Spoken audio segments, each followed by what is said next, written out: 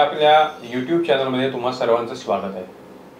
आपण या चॅनलमधनं न्यूमरोलॉजी विषयी बोलतो आणि आपल्याला हे न्यूमरोलॉजी बद्दल सांगायला आपल्या सोबत आहेत ज्येष्ठ संख्याशास्त्र तज्ञ म्हणजेच न्यूमरोलॉजिस्ट उल्हास गुप्ते.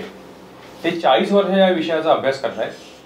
मागच्या एपिसोडमध्ये आपण 1 या मूलांकाबद्दल जाणून घेतलं. या एपिसोडमध्ये आपण 2 या मूलांकाबद्दल जाणून घेणार आहोत.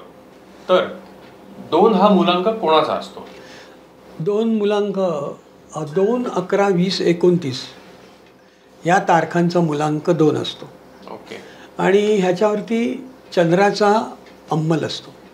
चंद्र हा मनाचा कारक असतो.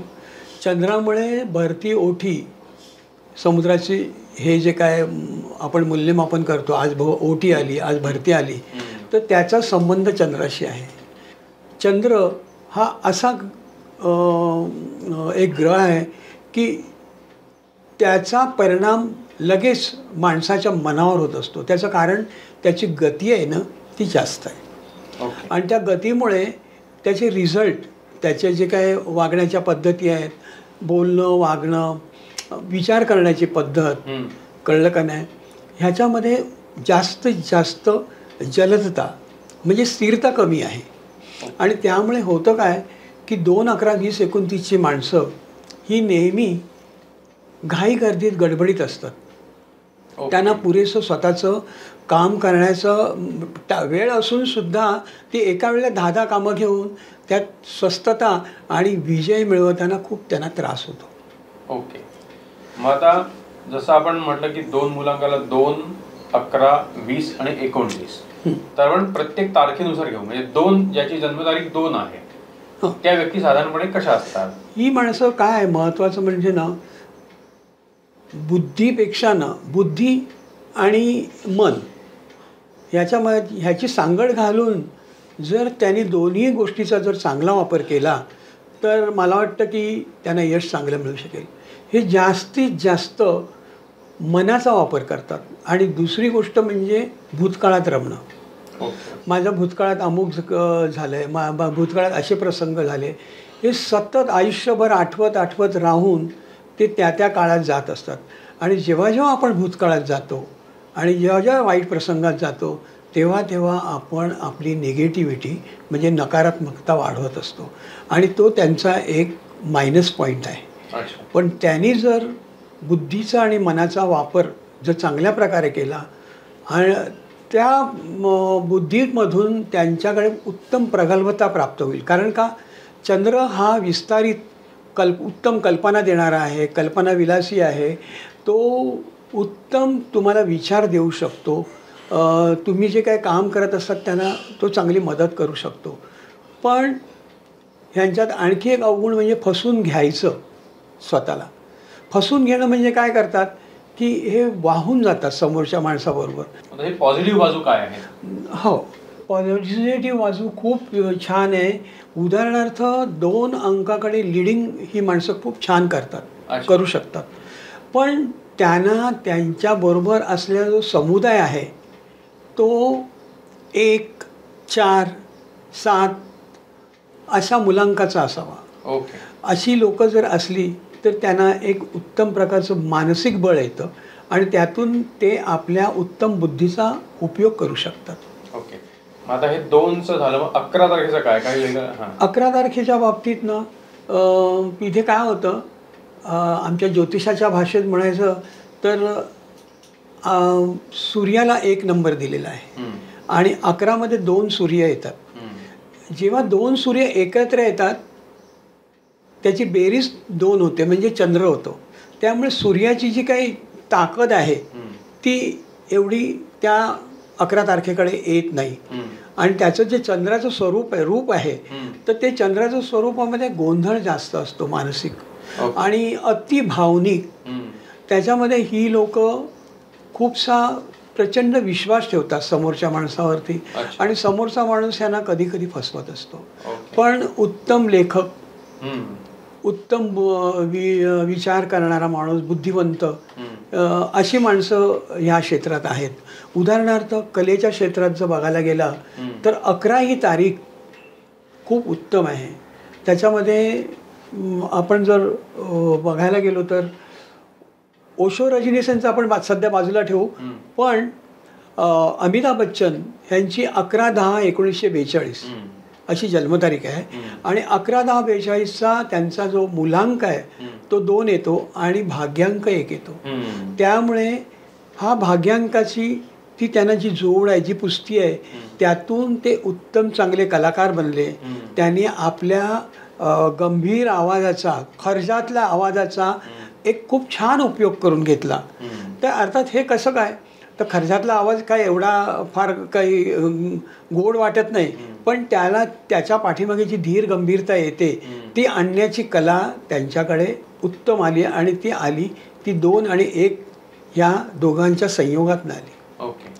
तसंच दिलीप कुमार यांच्या बाबतीत पण बोलायचं गेलं तर त्यांची जन्मतारीख जी आहे ती सुद्धा मला वाटतं 11/10/1922 आहे काहीतरी. 11/12/1922 सॉरी 11/12/1922 आहे. तर ही जी तारीख आहे ही तारीखसुद्धा नटांसाठी म्हणजे त्यांचाही मुलांक 2 आला आणि भाग्यांक 1 आला.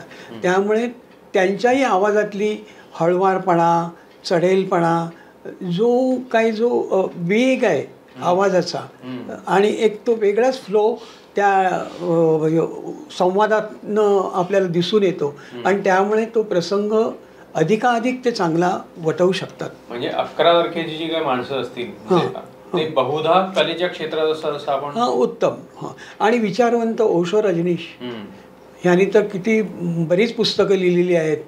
म्हणजे हजाराच्या संख्येत त्यांची पुस्तकं आहेत, प्रवचनं आहेत आणि त्यांची ही तारीख आहे ती मला वाटतं 11/11 अशीच काहीतरी आहे, 11/12 अशीच आहे. तर पण त्यांच्या बाबतीत एक गोष्ट झाली की नावाची स्पंदनं त्यांचाही मुलांक 2 आणि भाग्यांक 1, पण त्यांच्या नावाची स्पंदनं रजनीश म्हणून जेव्हा होती तेव्हा ती खूप चांगली होती. म्हणजे समजा एखाद्याचा मुलांक 2 असेल आणि भाग्यांक 1 असेल आणि नावाची स्पंदनं सपोर्टिंग असतील तर तो माणूस प्रसिद्ध होण्याची शक्यता जास्त असते.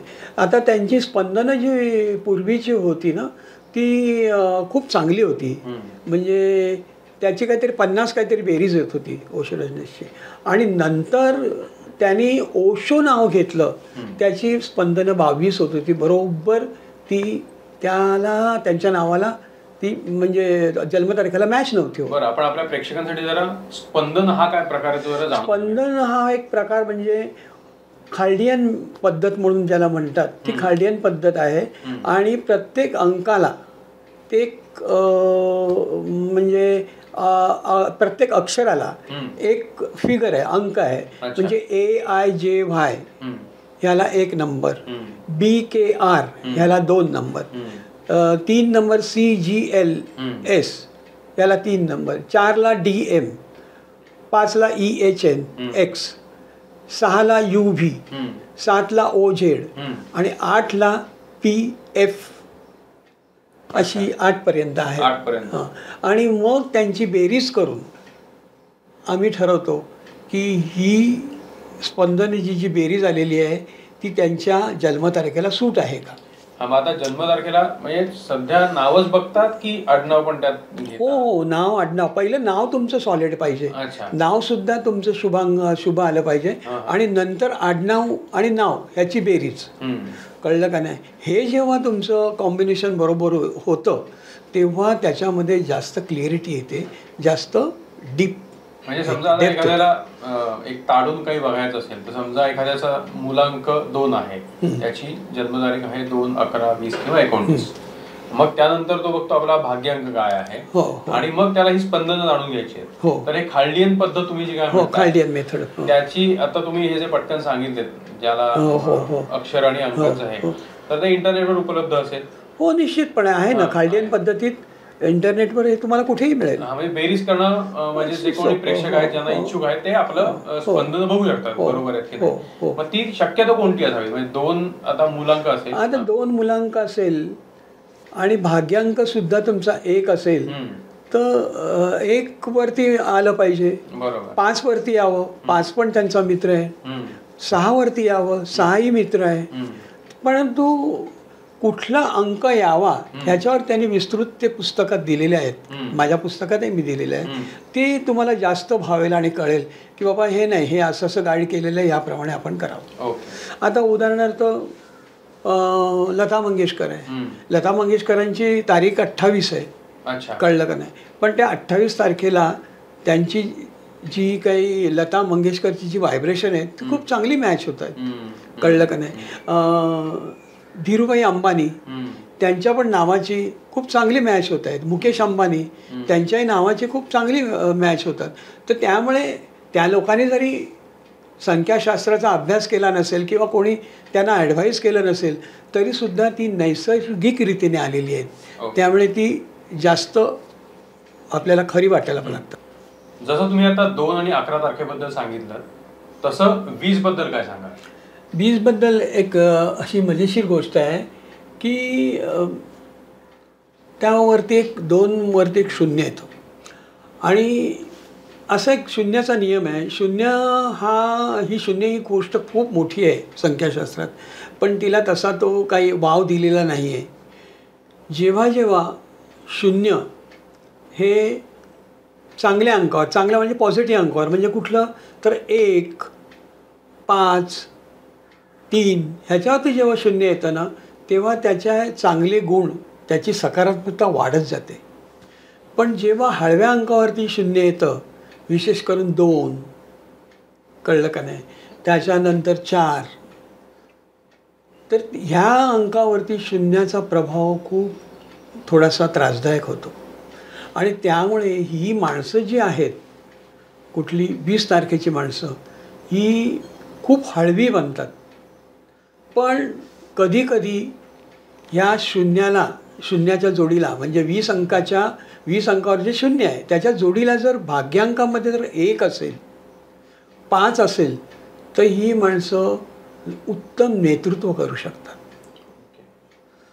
कारण त्यांना जो काही संकटाचा किंवा अडथळ्याचा प्रवास असतो ना त्याच्यामध्ये ह्या 1 आणि 5चा सहवास त्यांना खूप काही मानसिक बळ देतो. आता यात तुम्ही म्हटलात की 0 म्हणजे 2च्या जोडीला असेल तर अमुक एक परिणाम होतो, पण 4च्या किंवा 5च्या तुम्ही म्हणताय, पण मग 40 आणि 50 तारीख कुठे असते? 40 आणि 50 तारीख जरी नसली तरी तुमच्या नावाची बेरीज असली, जर नावाची जर बेरीज असेल तर 50 उत्तम तुम्हाला फल देणार. पण 40 जर असेल तर ती खूप त्रासदायक ठरते 20 वाल्यांना. कोणालाही 40 ही बेरीज आहे ना, ही शक्यतो मृदू म्हणजे 2, 4, 7 या अंकावरती 40 ही बेरी नावाची येऊ नये, ती त्रासदायक ठरू शकते. आणि आता आपण मग 29 बद्दल बोलूया. 29 बद्दल हा अंक मुळात म्हणजे ना 2 आणि 9, 2 चंद्राचा आहे आणि 9 हा मंगळाचा अंक आहे. मंगळ म्हणजे एकदम डॅशिंग आणि प्रभावी अंक आहे.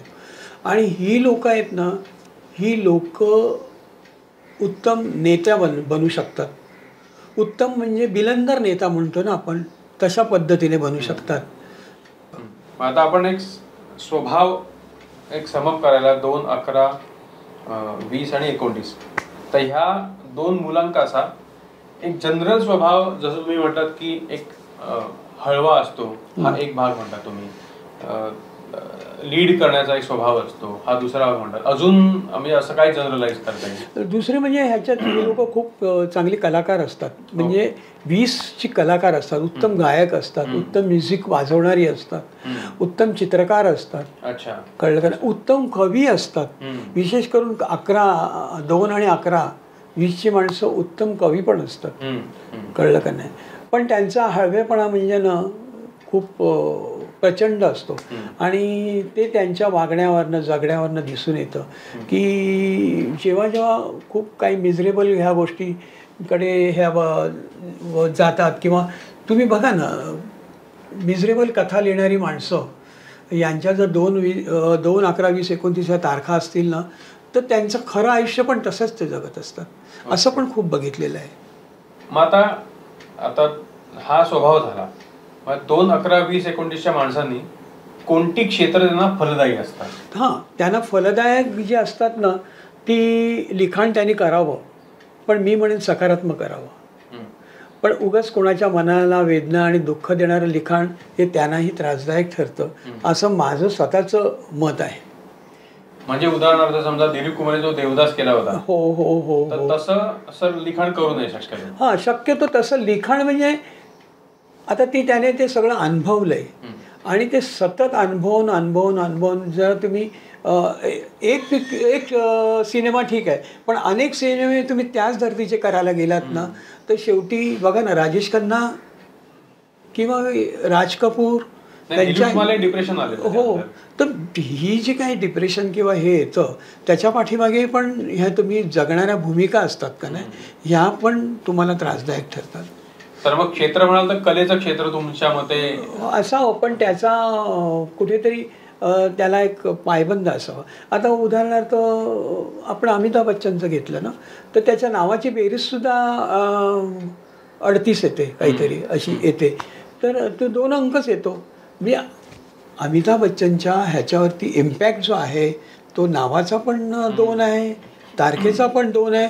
त्यामुळे त्याचा बघा पोटाचा क्रॉनिक आजार झाला आणि पोट हे दुखण्याचं महत्त्वाचं ठिकाण म्हणजे 2 अंकाचं पोट. अच्छा, म्हणजे 2 ज्यांचा अंक असेल हो, त्यांना पोटाचा विकार असू शकतात त्यांना. आणि आपण म्हणतो ना, पोटातून मनाकडे जाण्याचा मार्ग आहे तो, तर मानसिक स्थिती पण बिघडवते, ते पोटच बिघडवते. ओके, कळलं का नाही? मग क्षेत्र समजा आपण कला वगैरे असं धरलं, म्हणजे कला पण कलेच्या व्यतिरिक्त, म्हणजे आता प्रत्येकजण काही कलाकार नसतो, मग कला नसेल तर मग कोण टाकते? कला नसेल तर मग तुम्ही दुसरी लिखाण करू शकता. लिखाण पण एक कलाच आहे ना, कळलं का नाही? तुम्ही व्यापार करू शकता, उद्योगधंदा करू शकता. विशेष म्हणजे बँकिंगची कामं, उत्तम पैकी बोलणारे वक्ते असतात, तुम्ही शाळेत शिकवू शकता. ओके, शिकवणं ही सुद्धा एक कलाच आहे, कळलं का नाही? क्षेत्र आहे. तर शिक्षण संस्थेत पण ही माणसं पुढे जातात, राजकारणातही ही माणसं पुढे जातात. पण काही गोष्टी राजकारणात जाताना त्यांनी फसवू नये आणि फसवू नये, या दोन्ही गोष्टीचं जर तारतम्य बाळगलं तर ह्यांना यश चांगलं मिळतं. मग आता क्षेत्र झालं, चला 2 मुलांक असलेल्या व्यक्तीला एक चांगली नोकरी मिळाली, चांगला व्यवसाय केला किंवा काहीतरी सेटल झाला तो, मग आता लग्नाची गोष्ट आहे. हां, मग जोडीदार कसा निवडावा? हो, जोडीदार बघा, 2ला जोडीदार आहे ना, हा सांभाळून घेणारा अंक आहे. म्हणजे 1, 10, 19, 28 या तारखा त्यांना वैवाहिक दृष्टिकोनातनं खूप मदत करतात. तसं 3, 12, 21 याही 2ला खूप चांगल्या मदत करू शकतात. 6, 15, 24 याही तारखा शुक्राची तारीख आहे, यांना उलट कलेत वाव देतील, यांना प्रोत्साहन देतील, किंवा 2च्या विचारांचं दोघं चालले ते एक उत्तम संस्था काढू शकतील. कळलं का नाही? अनेक संस्था कार्यरत आहेत, सामाजिक संस्था आहेत, ह्या 2 मिळून काढू शकतात. 6, 15, 24 वाले. 7, 16, 25चा मात्र ज्याला म्हणतो ना, ओव्हर होणं म्हणजे अति होणं, पण अति होण्यातून एक चांगली कलेची पण निर्मिती होऊ शकते. तर 7ची पण ह्यांचं जमेल. पण ते लग्नाच्या बाबतीत नाही, ते कलेच्या बाबतीत ते जर एकत्र आलं तर उत्तम कला ते लोकांकडे प्रदर्शित करू शकतात. तर मुलांक 2 असलेल्या व्यक्तीचा आपण स्वभाव पाहिला, चला स्वभावाला पूरक असं त्याने क्षेत्र निवडलं, आपल्या मुलांकाला पूरक असे त्याने जोडीदार निवडला, मग लग्न झालं की आता पुढची पायरी असते ती घराची. तर 2 या व्यक्तीने घर घेताना काय पाहावं, म्हणजे घर नंबर असेल किंवा जागा असेल तर काय पाहावं त्याने? मगाशी सांगितल्याप्रमाणे की 2 ह्या अंकाचा संबंध आपण चंद्राशी आलेला आहे, आणि चंद्र आणि पाणी हे खूप जवळचे संबंध आहेत. त्यामुळे काय आहे की ही माणसं जर पाण्याच्या ठिकाणी, म्हणजे उदाहरणार्थ समुद्रकिनारी, नदीच्या किनारी, इवन अगदी नाही मिळालं तर विहिरीच्या जवळ जरी तुम्ही घर घेतलं तरी त्याची जी व्हायब्रेशन आहेत पाण्याची, ती ह्या लोकांना पूरक ठरतात. अच्छा. आणि त्यामुळे ह्या लोकांचा खूप चांगला उत्कर्ष होऊ शकतो, यांना चांगले विचार सुचतात, यांची मानसिक स्थिती चांगली राहते. आणि मग हेच आपण जर घर नंबर वगैरे तसं काही. हो यस, घर नंबर घेताना, घर नंबरचा विचार करताना ना, मुख्य म्हणजे ना की 2 मुलांक असलेल्या माणसाने 2 मुलांक असलेलं, म्हणजे उदाहरणार्थ 2 नंबर, 20 नंबर, त्याच्यानंतर साधारणपणे बघू ना 2च्या पुढचे पटीने आपण जर वाढत गेलो 11 नंबर, हे मुलांक घेऊ नयेत, शक्यतो घेऊ नयेत. कारण तिथे मग त्या घरात ना ती जी हे आहे ना, ती वाईब जे मिळतात ना, जे स्पंदनं मिळतात ना, ती चांगली मिळत नाहीत. पण कोणते घ्यावं? मग कोणतं घ्यावं, तर मग मित्रांक जे आहेत 6 घ्यावे, 3 घ्यावे, कळलं का नाही, 5 घ्यावे, 7 घेऊ नये. कारण 2 आणि 7 हे जवळच्या जवळ सारख्याच स्वभावाची माणसं आहेत. तेव्हा 7 टाळावेत, 9 टाळावेत, 8 टाळावेत. घेताना 1 नंबर, 3 नंबर, त्याच्यानंतर 5 नंबर, 6 नंबर. अच्छा, हे जर घरांचे नंबर असतील किंवा ते उत्तम, चांगलं. म्हणजे बेरीज जरी त्याचा मुलांक एकांक व्हावा. म्हणजे उदाहरणार्थ समजा घराचा नंबर 102 आहे. हो, तर तो 3 होतं ना, 1 + 0 + 2 = 3. 3 होतं. ओके, म्हणजे 1 3 5 6 आणि बस 1 3 5 6. ओके, 7 8 9 घेऊ नये शक्यतो. हा, मग आता हा जो ज्यांचा मुलांक 2 आहे अशांसाठी चांगला वार किंवा चांगली तारीख कोणती असते? चांगला वार जर बघायला गेला ना, तर यांना रविवार उत्तम ठरतो, बुधवार उत्तम ठरतो, गुरुवार उत्तम ठरतो आणि सोमवार. म्हणजे ह्या वारी त्यांनी आपली काही चांगली कामं करावीत. शनिवार मंगळवार हे दोन्ही वार टाळावे. आणि तारीख साधारणपणे 2 तारखेने तारीख जर घ्यायचं असेल तर 3 12 21 चांगली आहे, 2 11 20 29 पण चालेल, कळलं का नाही. त्याच्यानंतर 5 14 23 चालेल, त्यानंतर 6 15 24 चालेल, ह्या तारखा घ्याव्यात. ओके, तर आता तुम्ही 2 मुलांकाबद्दल सगळं सांगितलं, म्हणजे स्पंदनांबद्दल सांगितलं सगळं. तर असं एखाद्या कोणाला वाटू शकतं की अरे आपला मुलांक 2 आहे आणि आपल्याला पूरक जे अंक जो आहे तो अमुक आहे आणि त्याप्रमाणे आपण ते जुळत नाही, तर ते आपण बदलू शकतो. समजा आयच्या की ई टाकायचा किंवा काय टाकायचं, तर तसं करावं का? हो, तसं जरूर करावं. पण ते करताना तज्ज्ञांचं कुणाचं तरी मत घ्यायला पाहिजे. कारण आपण स्वतःहून करून त्याची पूर्ण बेरीज काय येते ना आणि त्याचं फळ काय आहे ना, ते फक्त तज्ज्ञांना माहिती असतं. त्यामुळे उगाच काहीतरी ते करून नावात आणखी बिघाड होऊन तो त्रास नको व्हायला. म्हणून कुठल्या तरी तज्ज्ञांकडनं करून घ्या किंवा व्यवस्थित त्याचं शिक्षण घ्या, अभ्यास करा आणि मगच नाव बदलायच्या फंदात पडा. ओके, तर आज आपण जाणून घेतलं 2 या मुलांकाबद्दल. तुम्हाला भरपूर माहिती समजली असेल. तुमचे यावरही काही प्रश्न असतील तर तुम्ही ते कमेंटमध्ये लिहू शकता. पुढच्या आठवड्यात पुढच्या एपिसोडमध्ये आपण 3 या मुलांकाबद्दल जाणून घेणार आहोत. तर या चॅनलला सबस्क्राईब करा, शेअर करा आणि नोटिफिकेशनसाठी बेल आयकन क्लिक करा. तुर्तास आपण इथेच थांबतोय. पुन्हा भेटू पुढच्या आठवड्यात एका नवीन मुलांकासह आणि नव्या माहितीसह.